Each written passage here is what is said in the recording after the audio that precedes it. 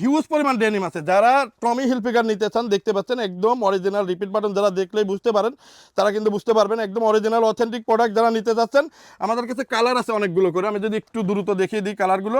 এইগুলো 12 ounce cotton স্টিচের মধ্যে, যারা কটনের প্রোডাক্টগুলো নিয়ে কাজ করে থাকেন, যারা শিপমেন্ট করে থাকেন, যারা দোকানদার ভাইরা আছেন নিতে চাচ্ছেন আমাদের কাছ থেকে নিতে পারবেন 550 টাকা হোলসেল প্রাইসে।